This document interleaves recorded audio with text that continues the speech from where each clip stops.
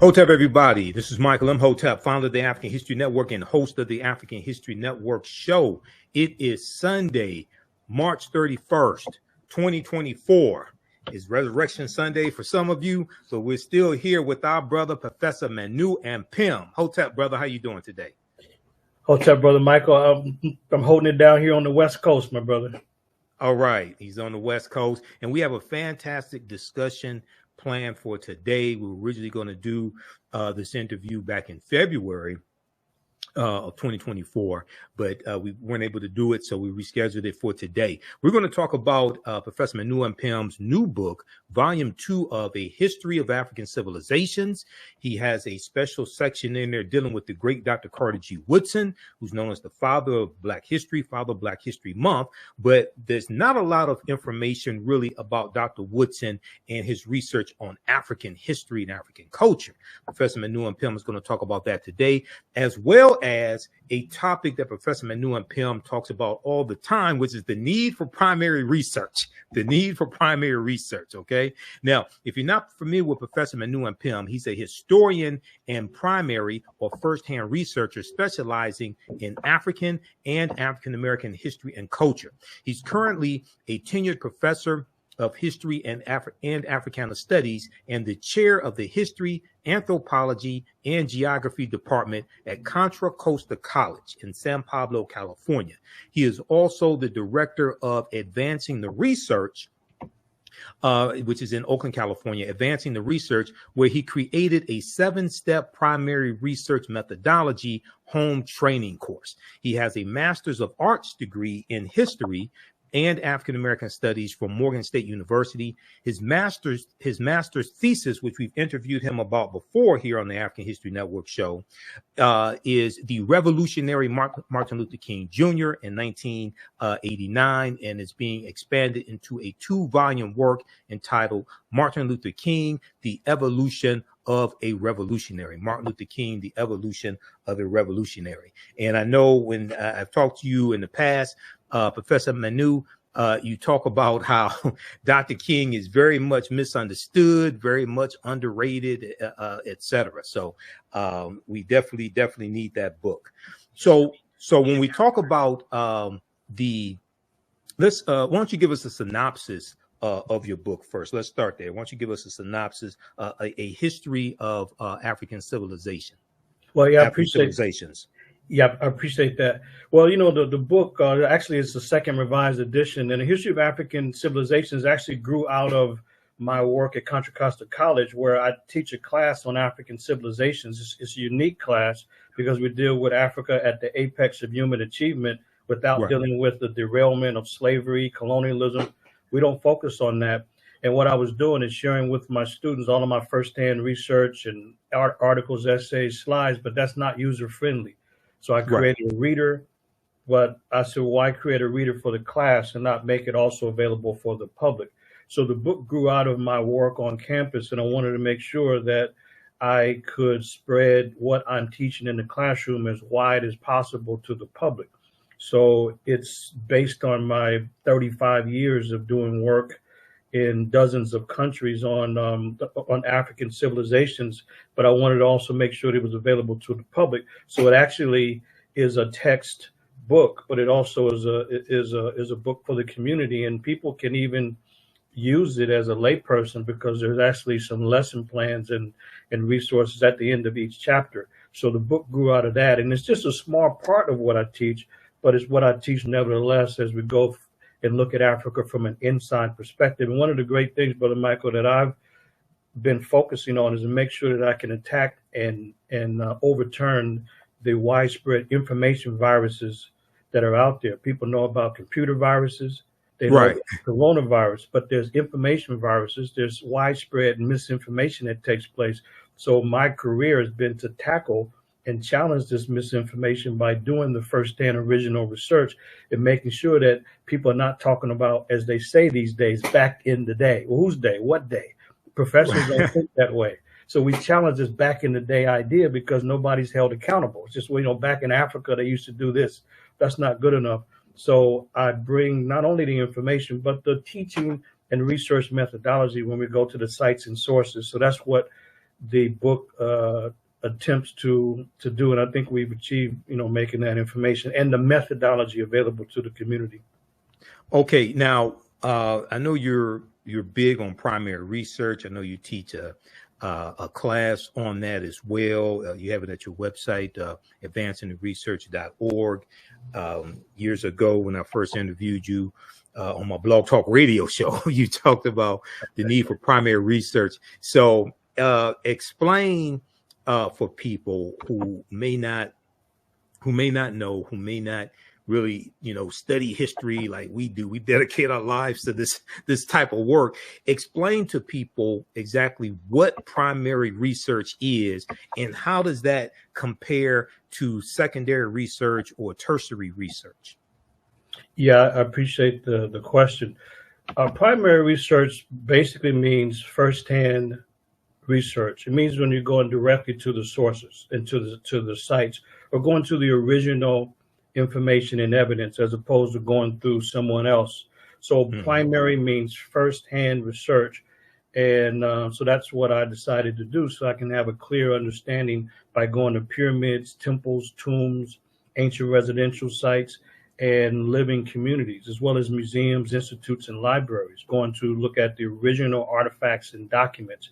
That's what primary research is about. Whereas secondary is that if I am doing the work out in the field and then share it with someone else, then if they're relaying it to other folks, then they would become a secondhand source. If I give a presentation or lecture or seminar, then those that receive it now are one level removed from the original information. So it's called secondary.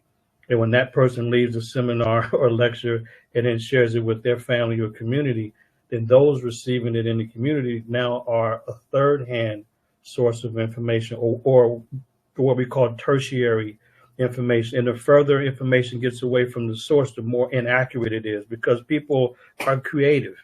You can be as clear and simple as possible, but when it gets away from the source, the more the information is inaccurate and distorted. So we can't always do all of the first-hand research. So there is a great need for secondhand information, or people who are out in the field sharing information as widely as possible in their networks.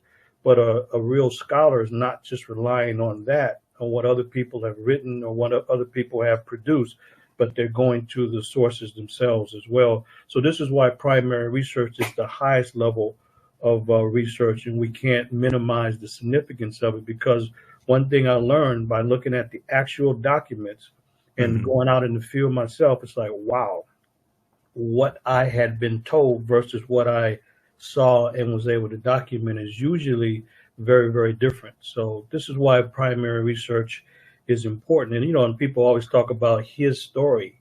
Right. I agree. There's a concern about him or his story. So we've always called it our story, but we cannot teach and promote our story accurately unless we're going to the records and the sources. And it's not easy, but it's required. It's required if we're going to penetrate another level of understanding and learning. So that's why I'm so totally dedicated to primary research. Right, and it's time consuming, and it costs money too. It costs money to do research as well. People think it's just free to do all this type, but no, it's not. And we don't do this for the money, but it sure as hell takes money to do this. Absolutely. Okay. Absolutely. In the beginning, you mentioned misinformation that's out there, and I think you talked about a history virus or something about a virus. What'd you call it? Information virus. Information virus, right? Information virus. So so let people know, when people take your class at Contra Costa College, are you teaching freshmen, sophomore, juniors? Are you teaching master's courses? Who, generally speaking, what level are you teaching? Contra Costa College is it's a community college. So we have a lot of younger students out of high school, 18 to 22, 25, but there's a lot of returning students in their 30s, 40s. Yeah. It's pretty common to have grandparents as well. And when people know that I'm teaching the African civilizations class, I get community people that will sign up for that course. So they may not be a large percentage, but there's always older community people just taking that one class. And then we also, as I mentioned, we have older people as well. But if you look at the largest group, it would be a group in their teens, 20s, and early 30s. That's the larger group. And by the way, it's a cross section of students. Now, Right. I get more students of African descent in my African civilizations class than we would in the U.S. history class and the California history class.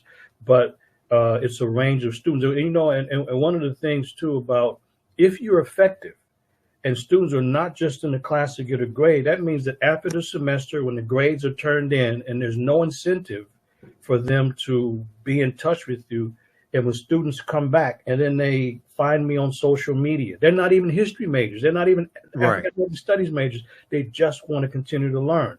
And so that's when you know you're effective, because they can say anything during the semester, but after the semester, matter of fact, just this past week, one of my former students, he's now a football coach, and I was doing a talk on campus, and he said that, Professor, I just want you to know that I took your class around 2008. You know, by that time, you know, bodies change and facial hair and all that. So I didn't recognize it.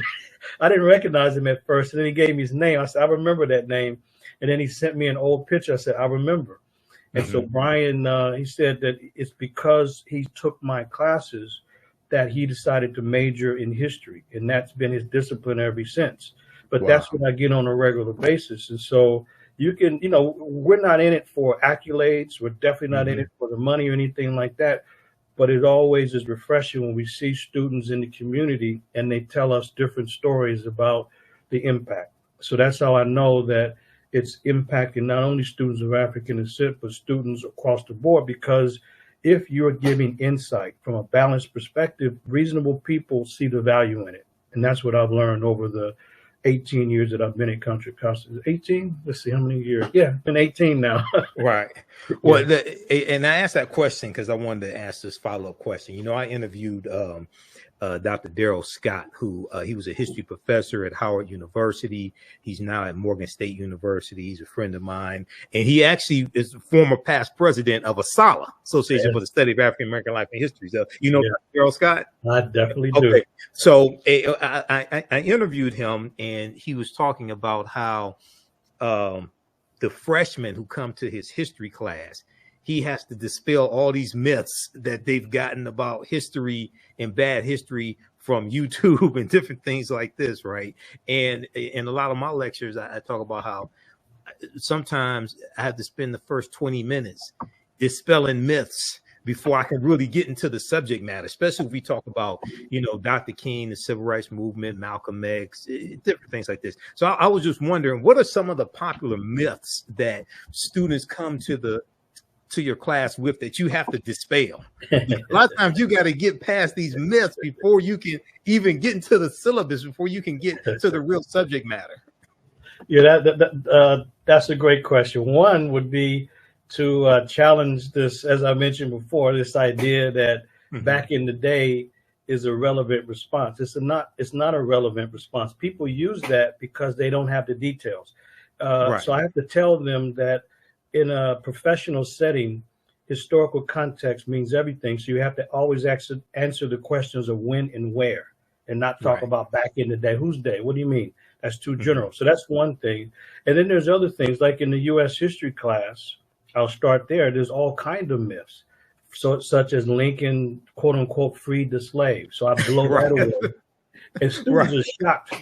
They're shocked when we go to the text and the actual sources of what Lincoln wrote and what he said in his speeches, that he had no respect for equality for Black people or anything else. So that's a huge myth that's overturned. And also a big myth is that Black people or people of African descent first came to the U.S. as enslaved victims. But when I show that they came as masters of their own fate, as rulers, as great traders, and great people of high stature and influence, they're blown away by that because they've never heard it, never seen it, and never thought about it. And I think another one that stands out is the criminality of Columbus. And that it wasn't until 1992 that he went from being celebrated to now he's been condemned as a common criminal because of his own writings and his own conduct. Those are some things that are shocking. And if I look at the African Civilizations course, a big takeaway or big influence that people have, they have no idea of the high level classical African civilizations. They're not aware of ancient Kush. They might have heard about a Nubian king or Nubian queen in the popular discussion. You know, people just make that statement. When I show them that that's not just some statement, here are Nubian people, here are Nubian children, Nubian school, Nubian elders, here's Nubian contributions to humanity. There, and I think one other thing in addition to that is the fact that Kemet or Egypt is thoroughly and fundamentally African, and it is always been and continues to be a part of Africa, both historically, geographically, linguistically, culturally. So those are some of the things that come out and stand out on a regular and consistent basis throughout all of my classes. Now, so I want to hit on this, then I want you to talk about Kush. So when you talk about Africans came to this land that we call the United States of America, and I make a difference between the land we call the United States of America and the Americas. I'm not talking about South America. You know, we know about Abubakar II in 1312 AD, things like that. But you mentioned specifically the land we call the United States of America. Africans first came here as rulers, not as slaves, conquered and shackled by Europeans. Talk about what period of time you're talking about, and give us some examples of what you mean by this. Yeah, I appreciate it. I covered this also in my book as well. The book is a survey of these African civilizations. Well, the first period in dealing with the Americas of the Western Hemisphere, I start there. Okay. And it's to deal with a undeniable African presence and influence among the Olmec. Now, all the Olmec were not African if people look at the images, but to try to deny that Africans were there is folly and has nothing to do with definitive evidence. So the first episode is to look at Africans a little over 3,000 years ago, about 1200 before the Common Era, and to show that Olmec rulers, there's been 17 heads that have been found thus far since the late 1850s.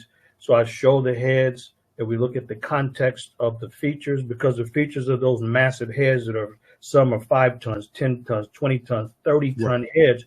You can look at the Africoid appearance. So part of it is, so that's one episode, but it's not just the images. It's to look at the hieroglyphic writing system and the rituals and ceremonies among the Olmec and see similarities, as well as the architecture with Africa and see similarities.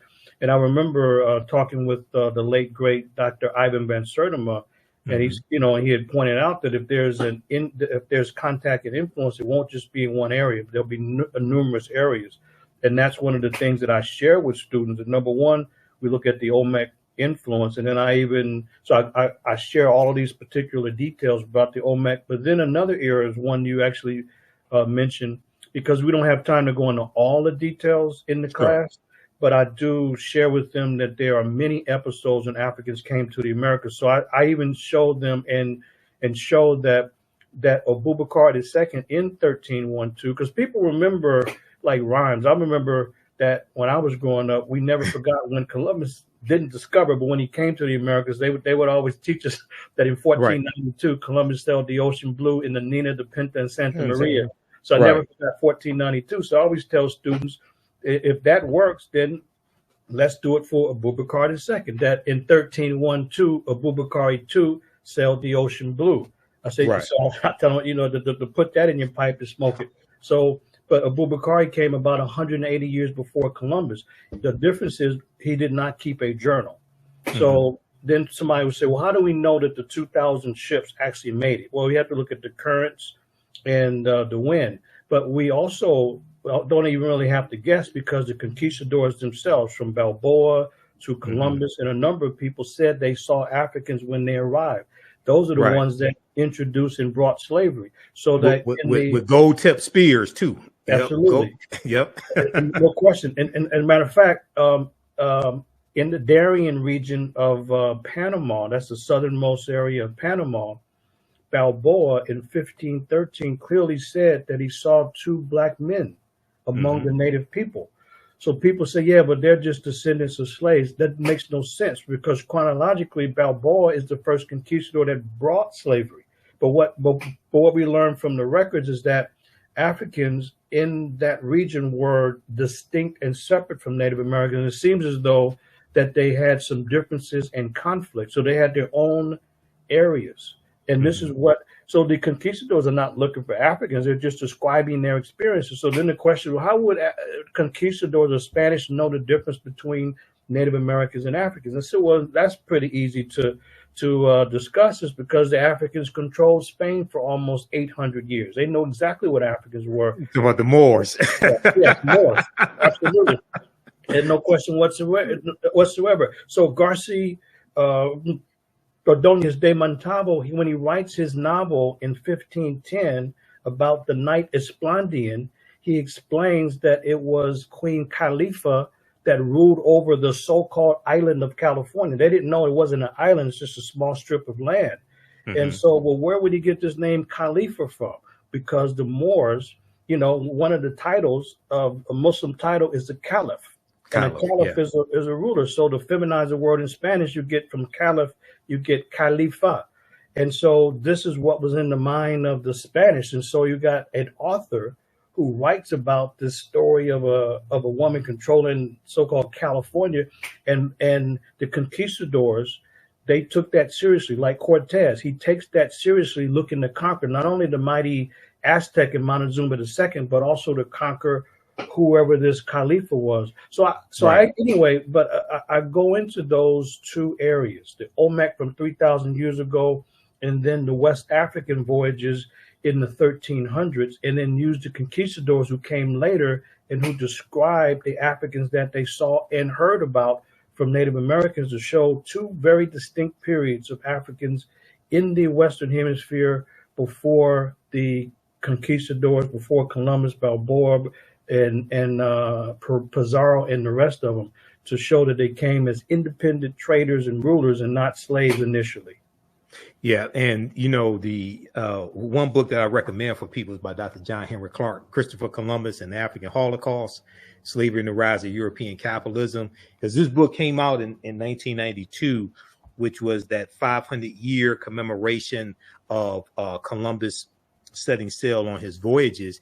And what a lot of people miss, and this is, I probably first heard Professor Kabahai Wafa Kamene talk about this. He's one of my teachers. Columbus set sail late in the same year that the Moors lose control of their last stronghold, Granada, January 2nd, 1492.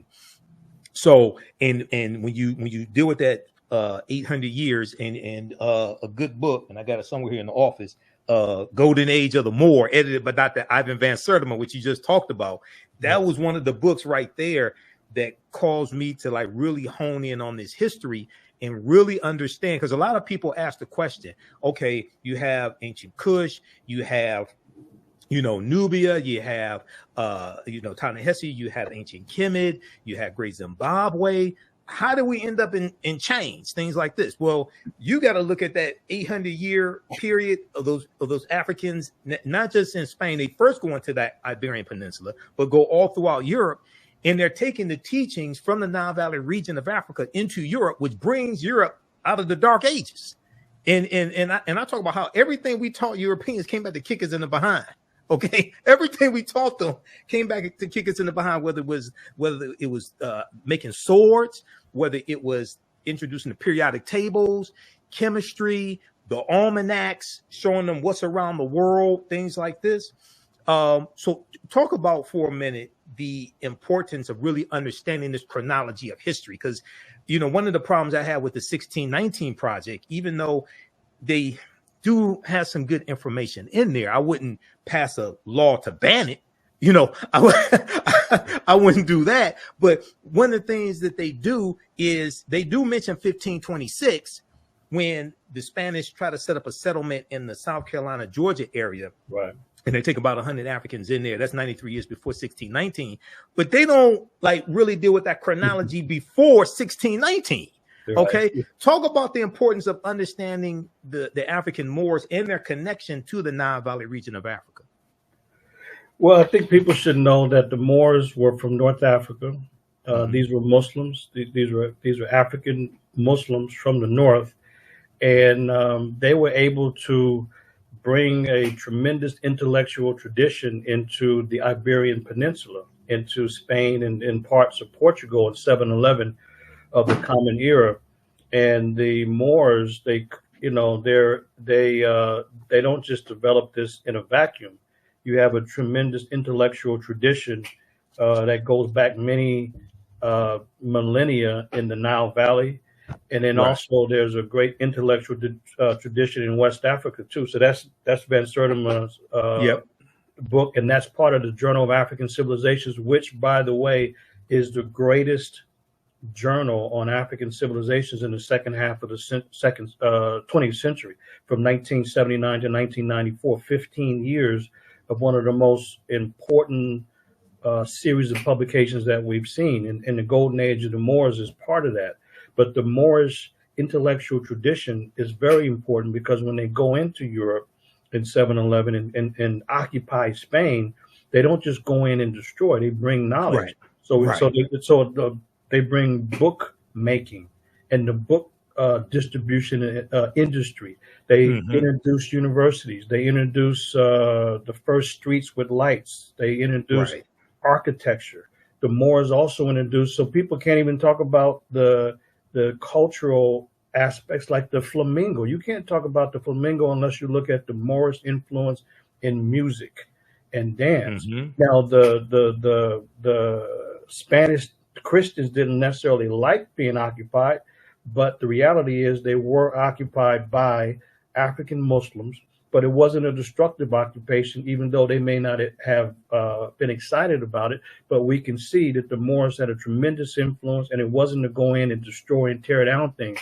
They made very important contributions. And this is what is one of the hallmarks. But they do bring an intellectual tradition. They do help bring science into Europe, because there was a dark age. They didn't know. And it's not an accident that the Moors stayed for over 780 years. And when they were kicked out, as you were alluding to, in 1492, that same year, Columbus set sail in August of that same year. And by the way, Columbus was aware of West Africa because he was a part of the enslaving group. He was aware of West Africa long before 1492. But one thing that Columbus was also aware of, that Africans were traveling west. He didn't know where or how far, but they were traveling west. So he had the idea that and they were called merchants, not just travelers, but merchants, with merchandise traveling west before 1492. So while Europe was unaware, they had no idea about the world, it was the cartography of the Moors that helped introduce them to proper geography about the world. And so Columbus, yes, he was a risk taker. In Europe, they thought the world was probably flat. That's why it was difficult for him to get funding. But Ferdinand and Isabella finally came together, and they pushed the Moors out, but they also financed Columbus's first of his 4 journeys. They figured it was no big loss because they weren't going. They sent him and 3 ships and 90 men, and they figured that, well, if he falls off the side of the earth, then there's not a big loss for us.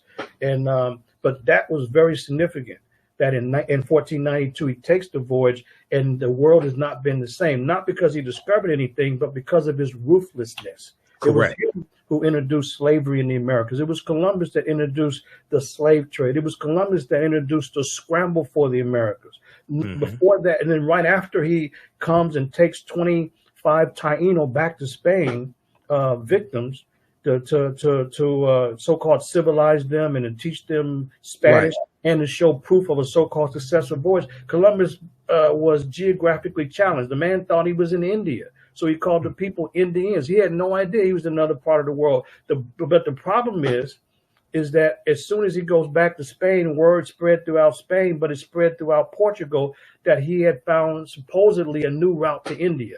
It wasn't, he didn't reach India, but nevertheless, that's when they decided that they were going to take, meaning the Spanish and Portuguese, were going to steal whatever this new area was.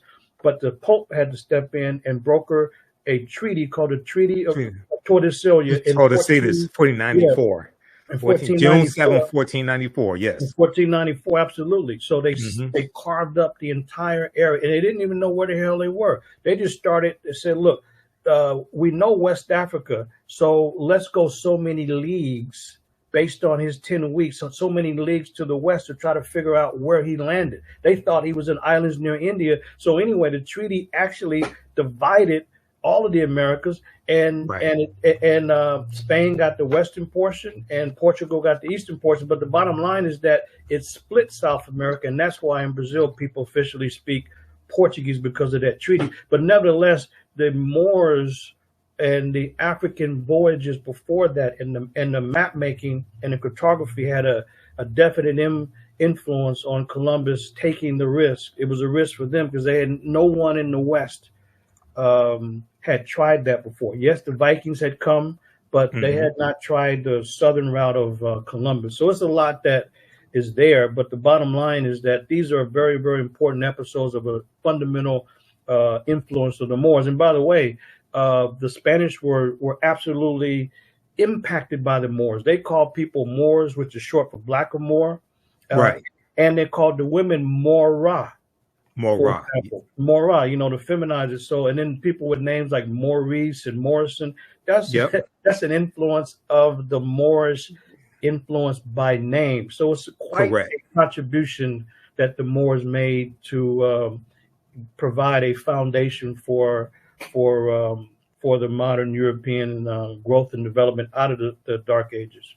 Absolutely. We can see the impact. Dr. Jose Pimenta Bay talks about how we can see the lasting impact of the African Moors in the language in Europe, words in European language, Maurice, different things like that. This is in reference to a Moorish boy, in their architecture. Also, he talks about in their bloodline. So they're changing the complexions of a lot of Europeans in Spain and Portugal, to a lesser extent in, say, England, because that's further west from when they're going in from Morocco right into the Iberian Peninsula, Spain and Portugal. But we see this, we see them go all throughout Europe. And he talks about the word Schwarzenegger, like Arnold Schwarzenegger, where Neger is Austrian and German for Negro, and Schwartz is in reference to dark or swarthy. Okay, so and you study Arnold Schwarzenegger, he comes from Austria. In the bodybuilding world, he was known as the Austrian Oak. So you go and you look at that history, and they lay out a lot of it here in the book that we mentioned, Golden Age of the Moor, edited by Dr. Ivan van Sertima. And there's so many scholars that have essays there. So that shows you the connection between the Nile Valley region of Africa, and also some of the Moors, to a lesser extent, come from West Africa. There are different waves that go in, you know, over the hundreds of years, but to a lesser extent, West Africa. But you see, they're taking the teachings from Africa, which was the continent of knowledge, and they're taking the light of Africa into the dark continent, Europe, which was in the Dark Ages. Okay, so we're taught to look at Africa as the dark continent, when really Europe was the dark continent. Europe was pushed into what they refer to as the Dark Ages, 476 AD, when the Vandals and the Visigoths crushed that western portion of the Roman Empire.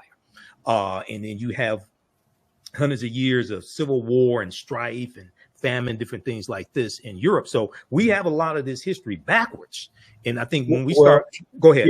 Yeah, exactly. Well, in fact, this is what I cover in my book. So I have a section on the Moors in Spain from 711 to 1492. Okay. So that's an actual section to lay out the Moorish influence. But we also have to go back much earlier, because the influence, the early African influence on the Greeks and Romans is much earlier and is absolutely profound. It's a profound influence.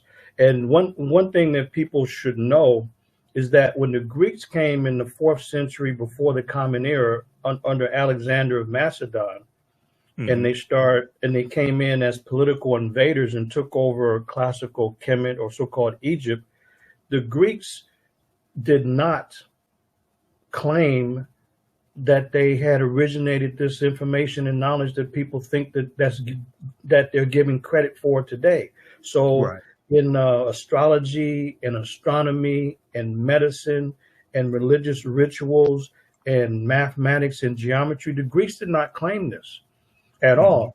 This was done by scholars at the University of Göttingen in Germany in the late 1700s and early 1800s. They're the ones that rewrote the history of the world, and they took the ancient model and replaced it with the Aryan model.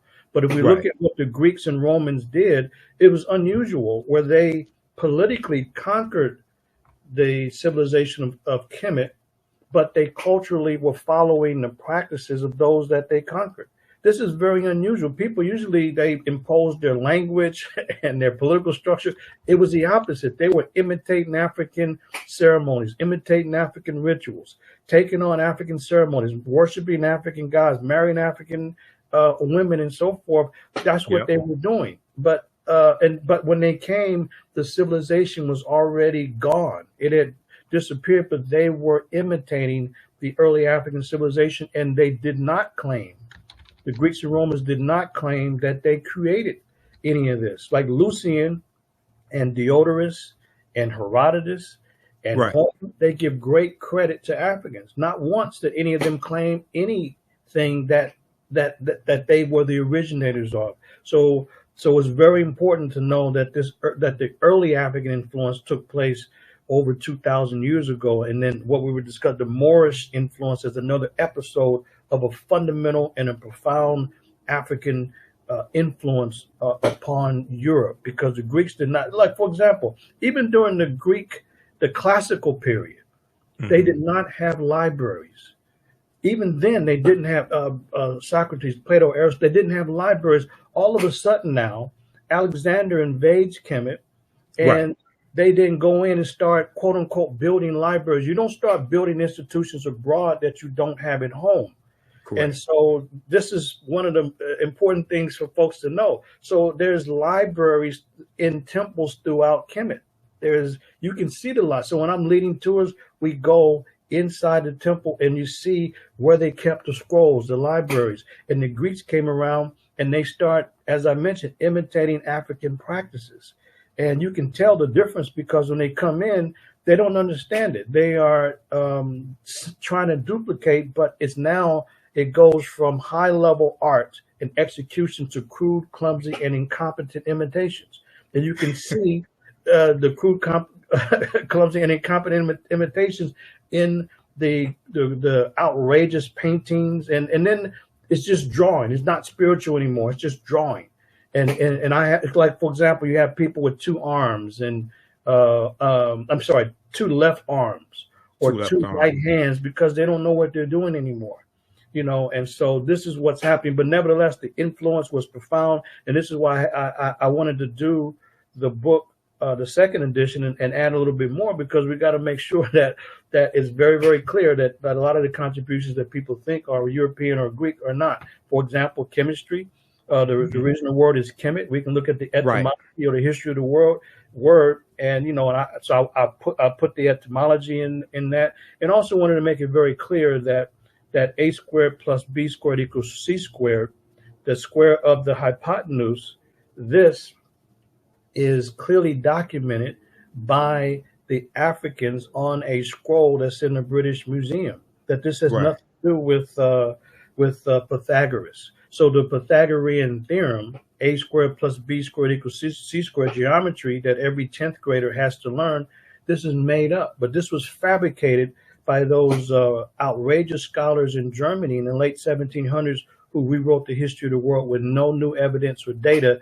And they took the Greek and Roman texts and turned them upside down and dismissed them, because they had no problem giving Africans credit. And that's why people should read the Greek writers. They not once did they ever disparage Africans. They gave them high praise, even so much to say, Herodotus says that the best looking people in the world were Ethiopians. He's talking about Kushites. Usually the people think they're the best looking, but they said, no, the Africans were the best looking. So that's how much credit they gave to Africans in the early period, going back a couple thousand years. Yeah, a lot of this really gets turned around in the 1700s and especially in the 1800s when the Western world discovers ancient Kush, and they are astonished by the civilization that was built and didn't want to credit that civilization to what they call Negroes. Talk for a minute about ancient Kush, and in that conversation, because from my understanding, Kush was more of a region than a country. It may change at certain periods of time, but it was more of a region. But you also have what we call ancient Nubia or Ta-Nehisi. So talk about those for a minute, please. Yeah, I appreciate that. Well, one of the things that gets distorted is that the vast number of people, they are using the anti-African archaeologist George Reisner. Mm-hmm. And Reisner had warped racial beliefs. So he did field work from 1907 to about 1932 in Egypt and Sudan, the Northeast African corridor. And the further he went south, the more disturbed Reisner was, because he saw black-skinned people and clear evidence of an African civilization complex. So Reisner began to distort and misrepresent what he was finding. And he was really frustrated because he was there with the absurd mission of looking for a white queen and couldn't find one. So Reisner, he's on a mad search for a white queen. So he's fabricating information. So the further he went south, he's seeing Kushites, but in his mind, he can't give credit to them. He said that these people were incapable of these kind of developments. So he's mislabeling them. So what's happening now, and people are running with the ideas and the chronology of an anti-African racist, and everyone agrees to that, but people still use his framework. How could that make sense? His framework is based on the fact he can't give credit. So what happens is that the older civilization of Kush came first, and then Nubia, and then Kemet. But Reisner does not give credit to the older version of the older original Kush. And that's what's the most ancient part. But people are not in the field going to those places where there are still Kushitic groups that are in isolated locations, because it's not easy to get there. And people are using Reisner's framework. So what happens is that the Kushites are just labeled the so-called black pharaohs who came much later and were imitating people in Kemet or Egypt. Imitating, they're originating. And not only they're originating, but their style is different. How they wore the crowns is different. They had not one cobra on the crown, but two. The shape of the pyramids, and they have it tapered on each corner, is very different. So it's a distinctive style, but there's cultural overlap because they're in one ecosystem. They're in one cultural complex up and down the Nile Valley.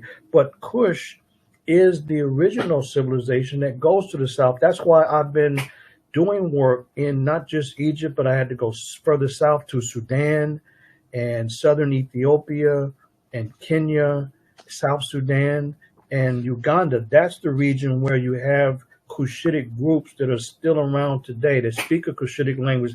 They don't know about old Kush, but they certainly know that they're part of Kush in some way. Like, for example, when I'm in South Sudan, it's interesting because they have a Kush bank in South Sudan. They have Kush Airlines, and people speaking a Kushitic language. They understand, they respect Kush. They just don't know about the ancient part, but they can explain how they are practicing today, their cultural practices, and they know it relates to Kush, you know, whether it's in South Sudan or southern Ethiopia among the different groups.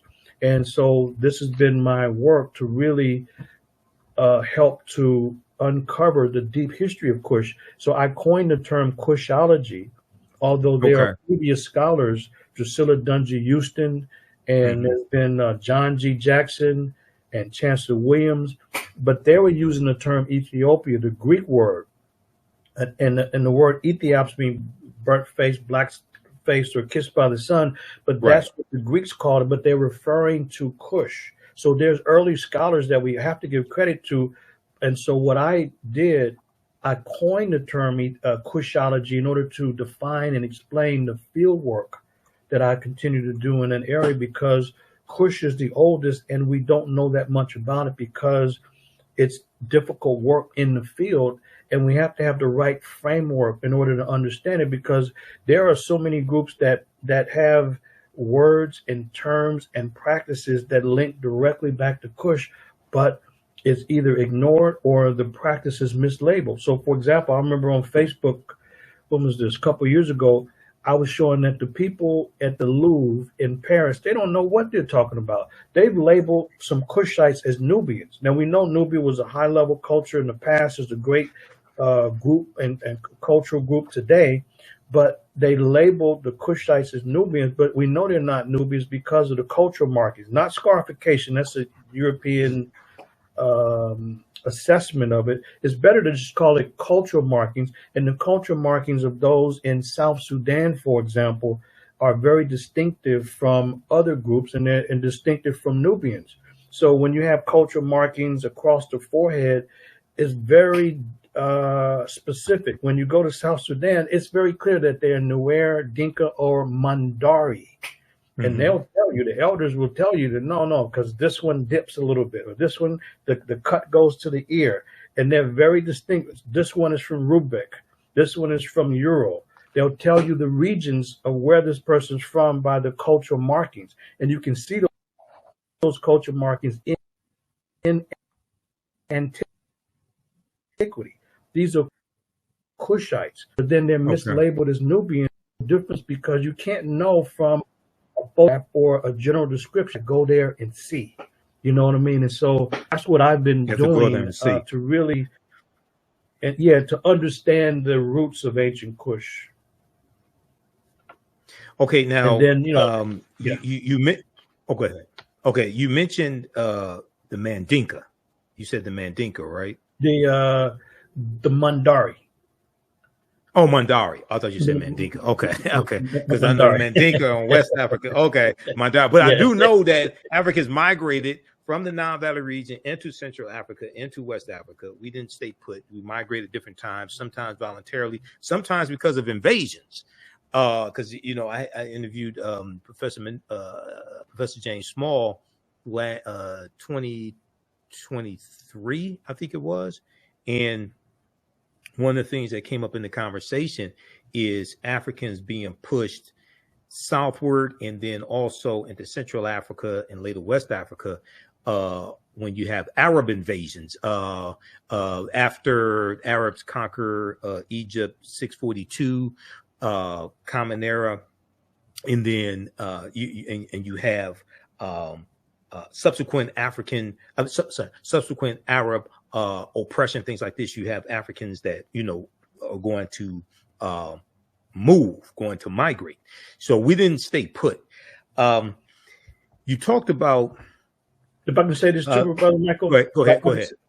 The other, yes, that's one reason for migrations. It's invaders, and for political reasons. The other reasons for the migrations is changing weather patterns.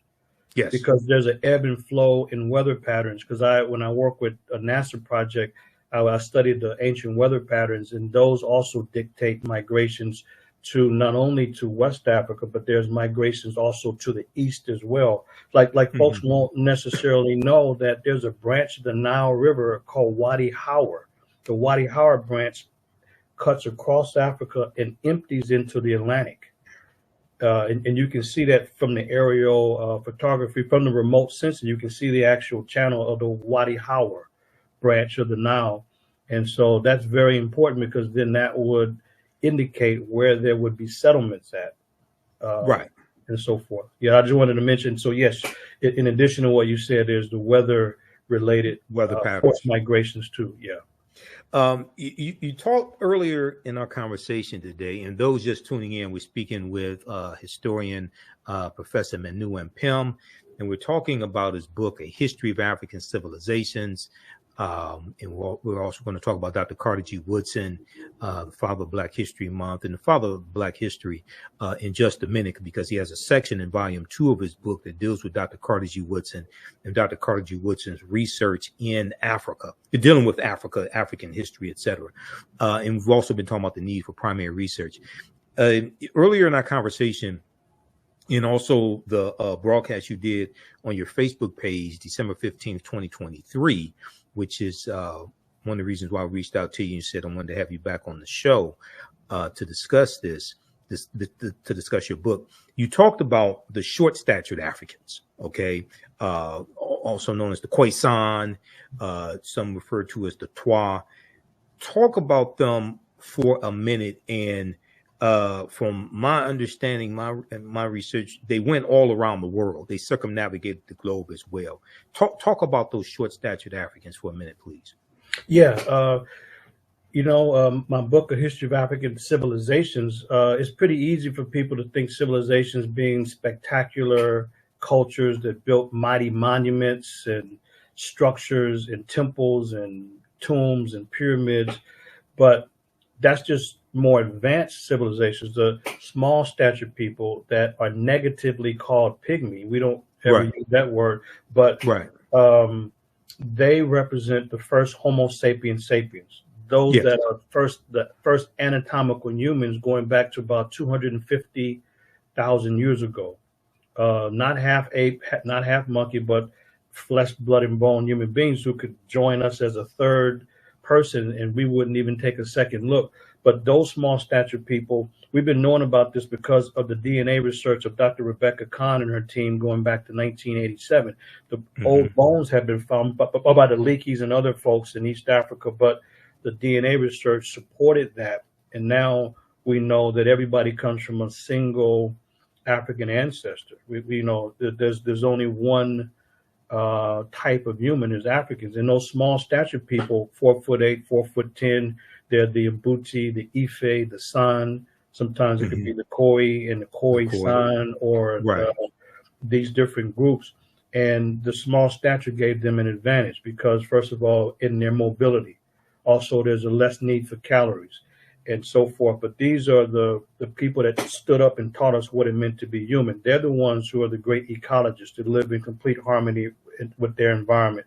They're the ones that taught us the great ethical laws. So their position is an idea, and what rules in their society is do unto nature as you would have nature do unto you.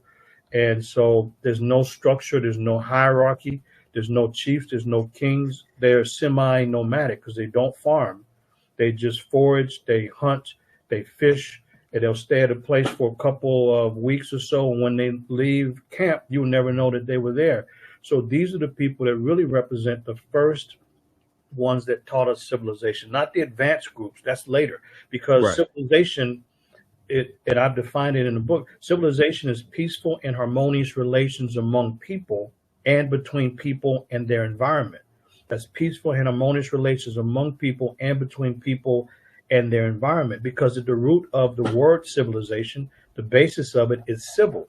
And when we have civil relations, we have peaceful relations. So those are the ones that live in harmony. And by the way, these small stature folks, they're not aggressive. They don't fight wars. They don't fight over ideology. So the large aggressive people have put them at jeopardy. So all of these people, as they've migrated, because there's always push and pull factors, the push factors would have been the changing weather or the lack of resources now. And and everyone knows that animals migrate when the seasons change, whether it's birds, wildebeest, you name it. And so when the food supply moves, the people must move to survive. And the only way in which a group can be sedentary, they must be able to farm, and they can create a storehouse of food. So that the small stature first Homo sapiens sapiens, yes, they migrated into certain areas, and in some cases in Asia, they did not change their physical appearance because the weather pattern is the same.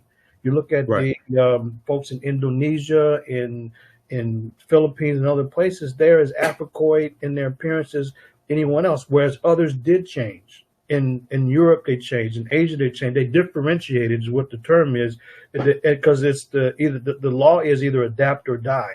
But these are the people that taught us these great laws of sharing and caring, because they lived in plentiful environments, and they are the ones that have provided a tremendous foundation for civilized life and conduct. But what propagandists have done is overlook these small stature people and then say civilization means something else. So they can include Greek and Roman. So they'll say civilizations when you have farming, metallurgy, cities, and writing, government and writing. And and those 5 elements. Well, wait a minute. The problem is those are things, but they don't deal with the quality of relationships. You know, it's like the Romans. They were very brutal. All they did was fight and enslave people. What's civilized about that? Exactly.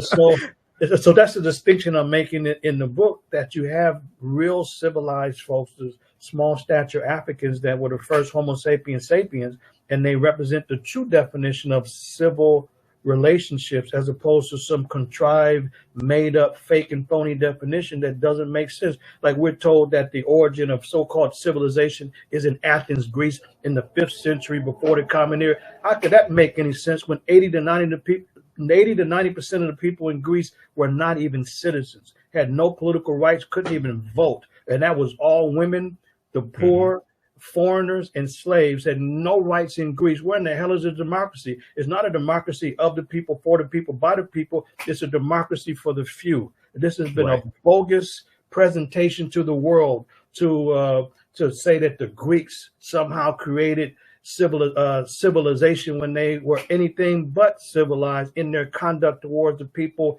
in Greek society. And besides that, all they were doing fighting all day long. Right. So exactly. This is what has to be looked at to separate the facts from fiction. Okay, now the Khoisan, they date back, their ancestral line dates back somewhere at least 100,000 years ago, maybe longer than that, something like that. Now the Khoisan, we know they go into the Philippines, they circumnavigate the globe. Was there a presence of the Khoisan here in the land that we call the United States of America, or a greater aspect, North America? Was there a presence of the Khoisan? There was not, but what we know is this, and so we know that the oldest group, so the Khoisan, so you mean like this is in Southern African area. But in East Africa, this is like near Tanzania and the Olduvai Gorge area, and even the DNA work research with Dr. Khan and her team dealing with mitochondrial DNA seems to support an Eastern African origin. But what we do know is that these small stature people certainly have gone into Asia. They're very short stature. And we know that they were dark skinned when they left and they went into Europe. And this is why they have rickets, which is a deficiency of vitamin D. Right. Yeah, because the melanin is going to block some of the ultraviolet rays of the sun. Now, what we do have in the Americas, we definitely have the oldest inhabitants of all of the Americas is in South America, in Pedra Ferrada, Brazil. So the evidence from Pedra Ferrada, Brazil, the oldest documented occupation in the Western Hemisphere, it goes back to at least 56,000 years ago because of the discovery of rock art and hearths. A hearth is a fireplace. And so we've been knowing about Pedra Ferrada, Brazil, in the Sierra de Capoeira National Park. We've been knowing about that since 1986. And that's when they discovered the site. And first they had the date of Pedra Ferrada at 48,000 years ago, but the discovery of the hearths, the fireplaces, pushes it back to 56,000 years ago. But that's in South America, because the reason why people were not in North America, because there would have been no way to come to the area because of the warm glacial period. The whole northern hemisphere is still locked up in ice. And the ice didn't begin to melt until about 25,000 years ago, and it created a corridor. It created an opening that allowed people to migrate from Siberia in Asia across this opening in the ice into North America. But this opening didn't take place until much, much later than the settlements in South America, which means that the Bering Straits. So Bering Strait was afterwards, but what we know is that the people migrated by watercraft, and this is one of the problems that early historians have, is that they have this absurd idea that the waters were somehow, the waterways, the oceans and seas were somehow a barrier to travel, when in fact the waterways have been a facilitator of travel. People have always been ingenious in traveling. So Right. it's clear that they were in Page of Ferrata. The rock art doesn't lie. The hearths don't lie. I mean, who paints like that? Who creates fire? Why do we need fire? To cook food, to keep warm, to keep away animals, for light. So we use fire, and no other species does that. So what the propagandists who want to maintain the Bering Strait theory, and matter of fact, I have a unit in that in my class. We call it not the Bering Strait theory, but the BS theory, and it's a BS theory because people did migrate through the opening in the ice, but the part of it that's incorrect and is BS is that somehow represents the first inhabitants. No. Right. There were people that were already in the Americas, not only in Page of Ferrata, Brazil, but Monteverde, Chile, going back 33,000 years ago, or Huilactico, Mexico. There's a number of different sites in the Americas long before people migrated through the Bering Strait, so that the small-statured people, and there's not really a clear indication of the height of the people in Page of Ferrata, but their Africoid identity is very clear from the images. That makes it very, very clear that they were of Africoid descent.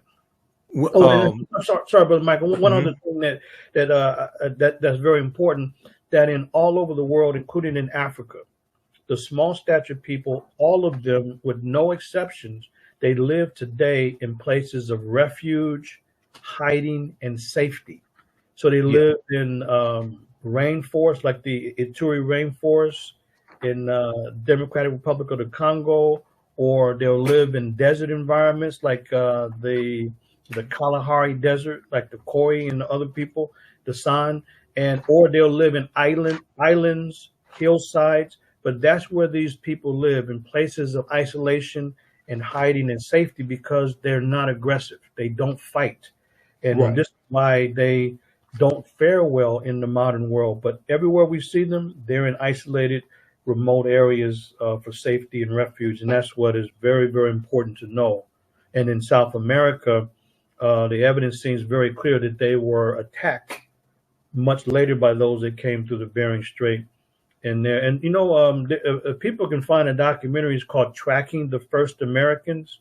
Tracking the First Americans. That one is very well done because it's on the work of Dr. Walter Neves, who's an archaeologist from Brazil, and those researchers, Professor Guidon, who worked at the Page of Ferrata site, so that they have some reference to what I'm sharing, because I don't cover all of these details in my book, but in my class, we go into great detail about these migrations.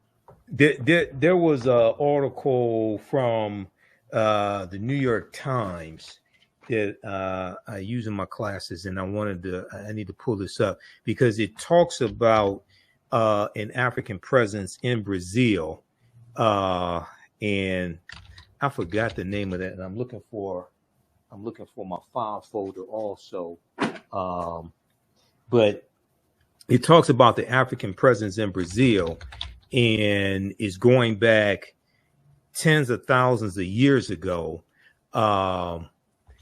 And let me see if I can try to find this. It's going back tens of thousands of years ago. But also, you have I think there was a presence in Tierra del Fuego in South America, the southern tip. The tip, yeah. Argentina. Well, the southern tip of South America. Right. I'm gonna see if I can find that article. Okay, so when you talk about Dr. Carter G. Woodson in your book as well, and you in the broadcast that you did December 15th, 2023, you talked about how Dr. Carter G. Woodson is left out of the conversation dealing with African history, African culture, things of this nature. But his last two books dealt with African history. He had African history background, and then he was working on another one. But he also had a book on African folklore, African myths and folklore as well. Talk about Dr. Carter G. Woodson, who most of us know, co-founded the Association for the Study of Negro Life and History, September 9th, 1915, created Negro History Week, second week in February 1926. Talk about his research in Africa, dealing with African history and culture.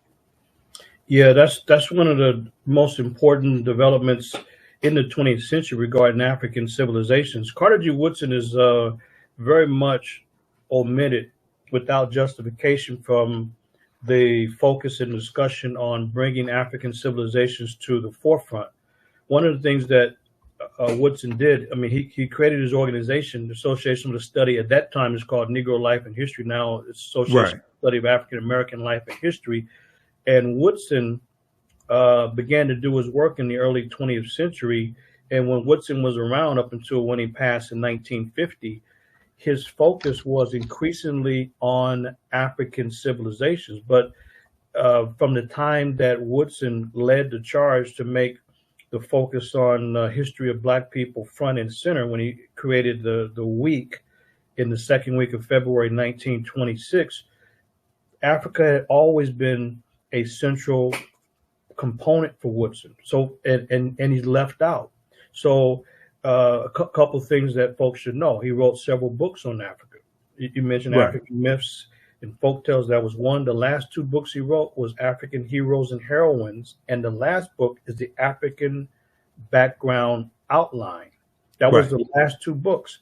Not only that, but the last three articles written by the great scholar who passed in 1950.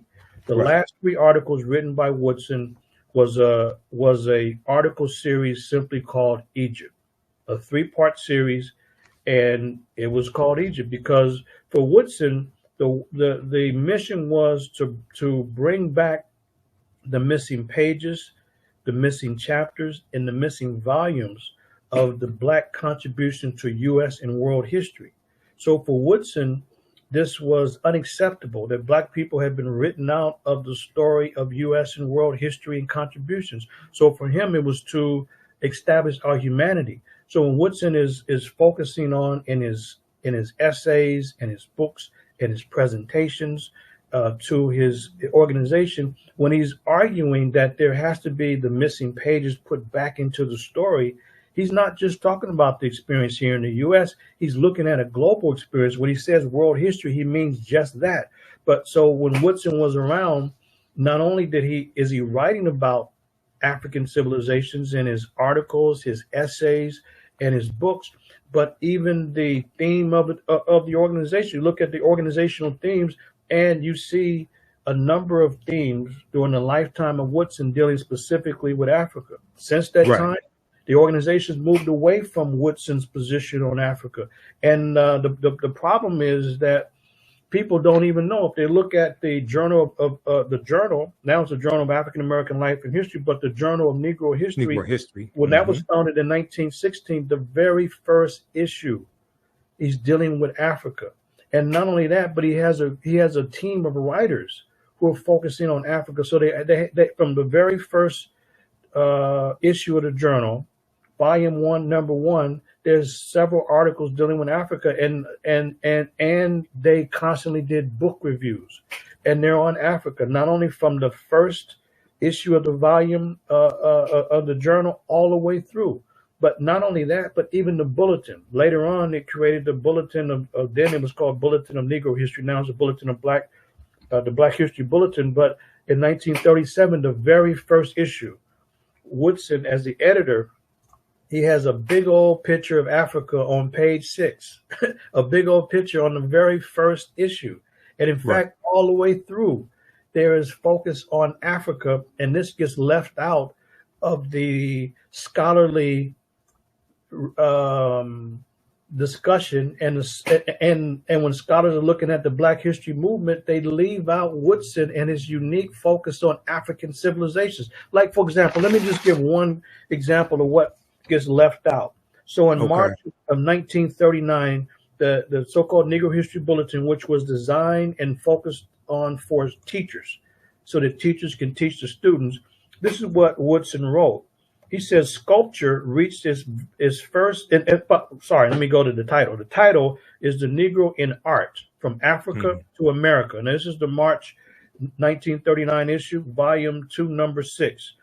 And this is what Woodson writes. He says sculpture reached its first high level in ancient times under the Egyptians. The Sphinx near the pyramids of Giza, the temple at Luxor, the rock temple at Abu Simbel, and the obelisk show the greatness of Egyptian architecture and sculpture.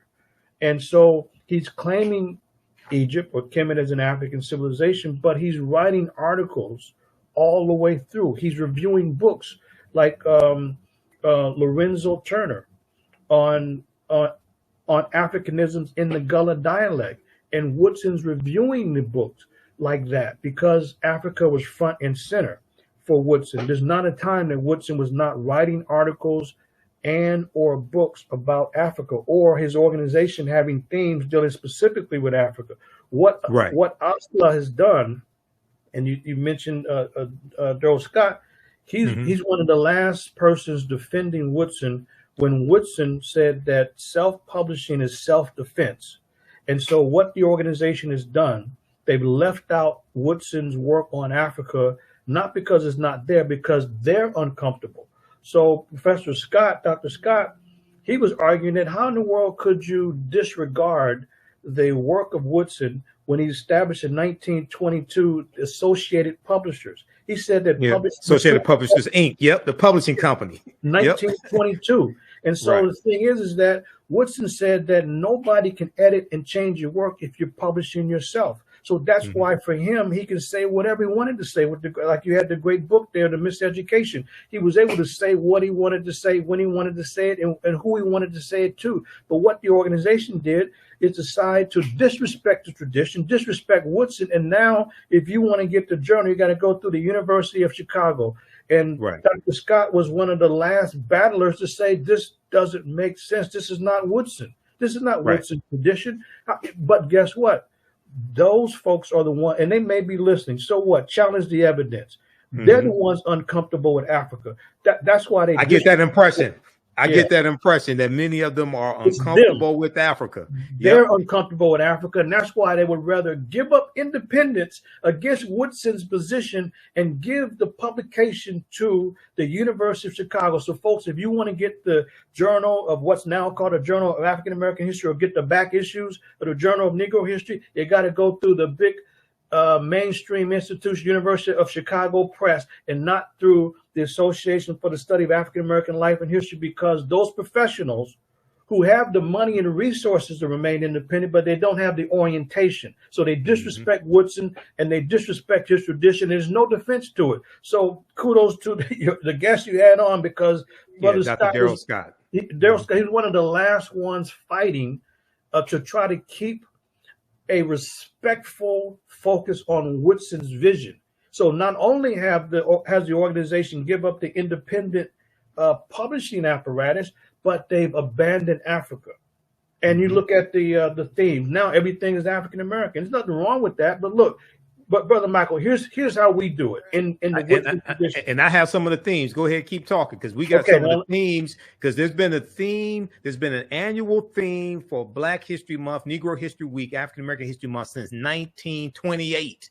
Yes. Okay, and Dr. Woodson picked these themes. He died in 1950. Go ahead and then we're going to go over a few of these themes that dealt with Africa, because most African Americans don't know there's been an annual theme for Black History Month. When I do my presentations on African American History Month, I said we don't have to keep recycling the same 15 to 20 sanitized Negroes every year. We don't understand how powerful this monthly cultural celebration is and why it was actually created. Go ahead.